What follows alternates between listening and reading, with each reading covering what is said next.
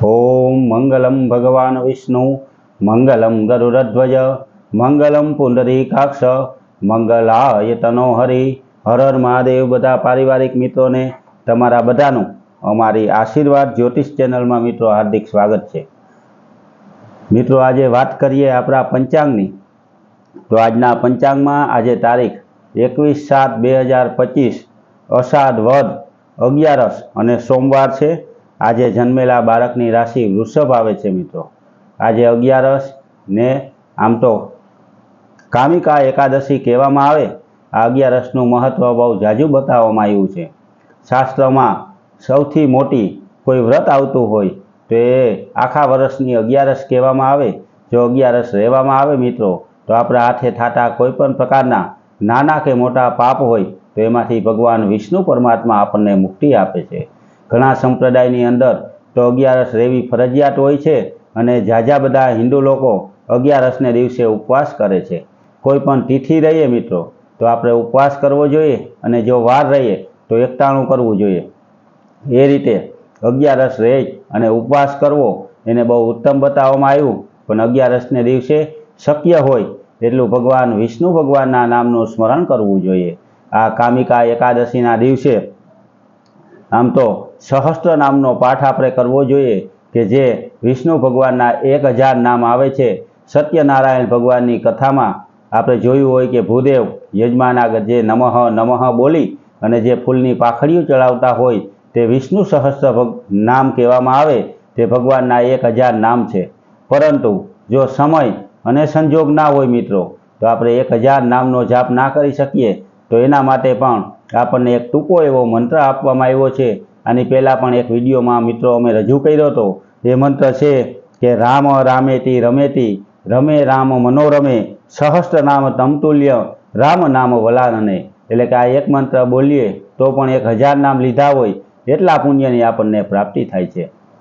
मित्रों आखा महीनामां आपणा हाथे कोईपण प्रकारनुं नानुं के मोटुं कोई पाप थई गयुं होय, कोईपण प्रकारनी आपणा हाथे जीव हिंसा थई गई होय, कोईपण प्रकारनुं असत्य बोलाई गयुं होय तो 11 रहेवाथी आ बधा दोषमांथी आपणने राहत आपे छे।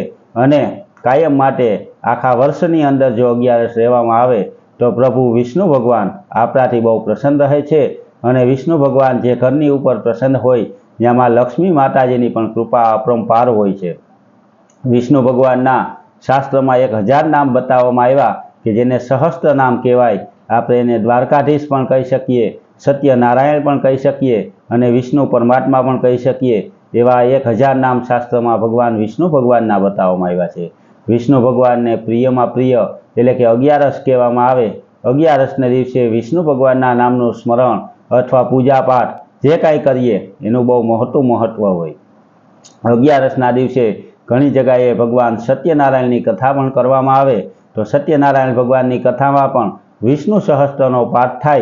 एटले एवी एक मान्यता है कि ज्यां भगवानना 1000 नाम 11 ना दिवसे लेवामां आवे तो त्यां एक भागवत सप्ताह करवाथी जे पुण्यनी प्राप्ति थाय एवा ज पुण्यनी प्राप्ति 1000 नामनुं स्मरण अने सांभळवाथी थाय। आपणे कदाच न वांची शकता होय मित्रों अने कोई वांचता होय अने 1000 नाम जो आपणे सांभळीए तो पण आपणने पुण्यनी प्राप्ति थाय। नाम ना बोली शकता होय अने कोई जो नाम वांचता होय तो एना भेगुं खाली नमः नमः नमः बोलवाथी पण बधा नाम आपणे बोल्या होय एटला पुण्यनी प्राप्ति विष्णु भगवान आपणने करावे छे। विष्णु भगवानना अलग अलग अनेक स्वरूपो छे। जेम के हवेली में जाइए तो ए नाना बालकृष्णना रूप में पूजाता होय अने द्वारकानी अंदर जाइए तो भगवान द्वारकाधीश पण ए ज कहेवाता होय। अने आनी पहेला पण कह्युं हतुं ए रीते एने सोनानी नगरीना राजा कहेवामां आवे। मित्रों अत्यार लगीमां सोनानी नगरीना 2 ज राजा कहेवामां आव्या। एमांथी एक एटले के द्वारकाधीश भगवान कहेवामां आवे। द्वारका मंदिरनी अंदर पण 11 ना दिवसे बहु जाजा भक्तोनी भीड़ होय छे अने भक्तो त्यां दर्शन करी अने लाभ प्राप्त करे छे। अत्यारे तो द्वारकानी अंदर जाइए मित्रों तो पण घणो ट्राफिक होय अने आपणा दर्शन करवामां पण बहु वार लागे। 11 नुं महत्व कोई हवेलीनी अंदर कोई मंदिरनी अंदर जई अने दर्शन करवा जोईए अने त्यांथी भगवाननी कृपा आपणे प्राप्त करवी जोईए। विष्णु भगवान ए तो परम कृपारू परमात्मा कहेवामां आव्या। सत्यनारायण भगवान की कथा में पण एनुं वर्णन आवे छे कि भगवान केवा छे तो कि भगवान अनंत रूपवाळा छे જન્મ, પાલન પોષણ અને મરણ રહિત છે, નિર્ગુણ અને રજને તમોગુણ સર્જનારા છે, દરેક પદાર્થમાં, દરેક જીવમાં મૂળ કારણરૂપ પણ પરમાત્મા પોતે જ છે મિત્રો. આવા વિષ્ણુ ભગવાનની આ 11 હોય તો 11ના દિવસે જેટલું બોલાય એટલું સત્ય બોલવું જોઈએ, કારણ કે ભગવાનને પણ સત્ય જે બોલે તે સૌથી વધારે વાલા લાગે, એટલે સત્ય બોલવું જોઈએ. 11નું જો વ્રત રાખી શકીએ તો 11નો ઉપવાસ કરવો જોઈએ, અને જો કાંઈ ન કરી શકીએ તો પણ વિષ્ણુ ભગવાનના નામનું સ્મરણ કરવું જોઈએ. જો ઉપવાસ રાખી અને વિષ્ણુ ભગવાનના નામનો જપ કરવામાં આવે તો એ બહુ ઉત્તમ ફળ આપનાર છે, અને વિષ્ણુ ભગવાનની કૃપાથી માં લક્ષ્મીજીની કૃપા પણ આપણા ઘર પરિવાર ઉપર કાયમ માટે રહે છે મિત્રો. વિષ્ણુ ભગવાન એ બહુ મોટા દેવ કહેવામાં આવ્યા છે, અને વિષ્ણુ પુરાણની અંદર વિષ્ણુ ભગવાનનું બધું મહાત્મય આવે છે, જે આપણે વાંચીએ ત્યારે આપણે અનુભવ થાય કે વિષ્ણુ ભગવાન એટલે કેવડા મોટા દેવ છે. જે મેન જે 3 દેવ આવે તેમાં ભગવાન બ્રહ્માજી, ભગવાન વિષ્ણુજી અને ભગવાન શિવજી એટલે કે મહેશ, એવા 3 દેવનું નામ મેન દેવમાં આવે. પછી બીજા બધા દેવતાઓ હોય એટલે બ્રહ્મા, વિષ્ણુ અને મહેશ એવું આપણે સાંભળ્યું હોય. જેમ માતાજીમાં 3 મોટા માતાજી કહેવાય કે મહાકાલી, મહાલક્ષ્મી અને મહાસરસ્વતી, એ જ રીતે દેવતાઓમાં પણ બ્રહ્માજી, વિષ્ણુજી અને શિવજી એવા 3 મોટા દેવ કહેવામાં આવ્યા. એમાં વિષ્ણુ ભગવાનનું સ્થાન બહુ મહત્વનું છે, જે વિષ્ણુ પુરાણ વાંચીએ ત્યારે આપણને ખબર પડે છે મિત્રો. તો આવા વિષ્ણુ ભગવાન આપણને નાના મોટા પાપમાંથી મુક્તિ પણ અપાવી શકે, આપણા જન્મ સુધારી પણ શકે, અને કાયમ માટે આપણે સારી અને સુખ શાંતિવાળી જિંદગી પણ આપી શકે એવા વિષ્ણુ ભગવાન છે. તો 11ના દિવસે વિષ્ણુ ભગવાનના નામનું સ્મરણ કરવું જોઈએ. થઈ શકે તો એના સહસ્ત્ર નામ એટલે કે 1000 નામનું પાઠ કરવું જોઈએ. 1000 નામ ના બોલી શકીએ તો હમણાં જે મંત્ર બોલ્યો એ મંત્રનો પાઠ કરવો જોઈએ, અને કદાચ એ પણ ના કરી શકીએ તો હાલતા ચાલતા જેટલા નામ લેવાય એટલા વિષ્ણુ પરમાત્માના લેવા જોઈએ. એ લેવાથી આપણે પાપમાંથી મુક્ત બનીએ છીએ, અને કાયમ માટે ભગવાન વિષ્ણુ ભગવાનના આશીર્વાદ આપણા ઘર પરિવાર ઉપર હોય એટલે સુખ શાંતિ અને સારા લક્ષ્મીની પ્રાપ્તિ થાય. આપણા ઘરની અંદર સારા કાર્ય થાય, અને સારા કાર્યની અંદર આપણે લક્ષ્મીનો ઉપયોગ કરી શકીએ. એટલા માટે 11 રહેવી એ બહુ મોટું પુણ્યનું કામ કહેવામાં આવે. હારોહાર મિત્રો, 11ના દિવસે શક્ય હોય એટલું આપણે ધર્મનું કાર્ય કરવું જોઈએ. જેમ કે ગાયોને લીલો ઘાસચારો નાખીએ તો પણ બહુ ધર્મનું કામ કહેવામાં આવ્યું.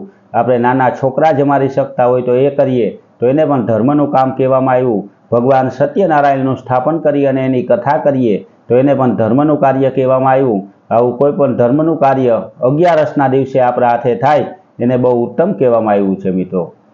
એટલે આજે કામિકા એકાદશીના દિવસે આપણાથી શક્ય એટલું ધર્મમય બની અને 11નો ઉપવાસ કરવો, ભગવાન વિષ્ણુ ભગવાનના નામનું સ્મરણ કરવું, પૂજાપાઠ કરવા, અને બને એટલું સત્ય બોલવું. કારણ કે ભગવાન સત્યનારાયણ એ પણ વિષ્ણુ ભગવાનનું જ એક સ્વરૂપ કહેવામાં આવ્યું છે. એટલે કે ભગવાન સત્યનારાયણને પણ જે સત્ય બોલે એવા જ માણસો ગમે, એટલે કે ભગવાન સત્યનારાયણના પણ પૂજાપાઠ કરવાથી વિષ્ણુ ભગવાન આપણી ઉપર પ્રસન્ન થાય છે. તો મિત્રો, આ 11નો આપણે અચૂક લાભ લેવો જોઈએ, અને આ કામિકા 11 તો ઠીક છે, એકાદશી પણ આખા વર્ષની અંદર જો શક્ય હોય તો આપણે 11ના ઉપવાસ કરવા જોઈએ, વિષ્ણુ ભગવાનના પૂજાપાઠ કરવા જોઈએ. શક્ય હોય તો 11ના દિવસે કોઈ ધાર્મિક જગાએ દર્શન કરવા જવું જોઈએ. ઘરે જો શક્ય હોય તો વિષ્ણુ ભગવાનના નામના જપ કરવા જોઈએ. તો મિત્રો, આ રીતે 11નું આજ બહુ મહત્વ બતાવવામાં આવ્યું છે. તો આજના પંચાંગની હારે જ તમને 11નું જે મહત્વ બતાવ્યું એ પ્રમાણે જો શક્ય હોય તો 11નું વ્રત અને પૂજા કરવા. અને મિત્રો, કાયમ માટે અમારી ચેનલની અંદર કાયમ જે કંઈ તિથિવાર હોય એનું પંચાંગ આપની આગળ રજૂ કરી અને એ દિવસનું મહત્વ પણ અમે રજૂ કરતા હોય છે. આવનારા દિવસોમાં જે વાર તહેવાર જે કોઈ આવતા હોય તેના અમે પહેલાં જ વિડીયા બનાવી અને આપની આગળ રજૂ કરતા હોય છે મિત્રો. કાયમ માટે અમારી ચેનલમાં સાચી અને સારી માહિતી આપવાનો પૂરો પ્રયાસ કરીએ છીએ. તો આ તમારા મિત્રો પરિવારને આ ચેનલની અંદર જોડી અને સબસ્ક્રાઈબ કરાવો. અમારી ચેનલમાં લાઇક, શેર અને સબસ્ક્રાઈબ કરજો, અને આવીને આવી ધાર્મિક માહિતી મેળવતા રહેજો મિત્રો. તો આજની 11 બધા માટે પાવનકારી બને, બધાને વિષ્ણુ ભગવાનના આશીર્વાદ પ્રાપ્ત થાય, બધાના ઘરની અંદર સારા લક્ષ્મીની પ્રાપ્તિ થાય, અને બધાના હાથે ધાર્મિક કાર્ય થાય એવી માં લક્ષ્મીજી અને વિષ્ણુ ભગવાનને પ્રાર્થના કરીએ. હારોહાર ભગવાન ભોળાનાથનો સોમવાર પણ છે મિત્રો, એટલે ભગવાન ભોળાનાથના પણ નામ સ્મરણ કરવા જોઈએ. અને ભોળાનાથનું નામ લેવાથી પણ આપણા કોઈ પણ પ્રકારની ગ્રહ પીડા હોય, કુંડલીની કોઈ પણ પ્રકારના ખરાબ યોગ હોય, કોઈ પણ પ્રકારના નાગદોષ હોય તો એમાંથી ભગવાન ભોળાનાથ આપણને મુક્તિ આપે અને ભગવાન ભોળાનાથના આશીર્વાદ આપને બધાને પ્રાપ્ત થાય એવી આશા સાથે મિત્રો, તમે જો અમારી ચેનલમાં નવા હોય તો લાઈક કરી, શેર કરી અને સબસ્ક્રાઈબ કરજો ને આવા વિડીયા હંમેશા ઘરે બેઠા મેળવતા રહેજો. બધા પારિવારિક મિત્રોને હર હર મહાદેવ.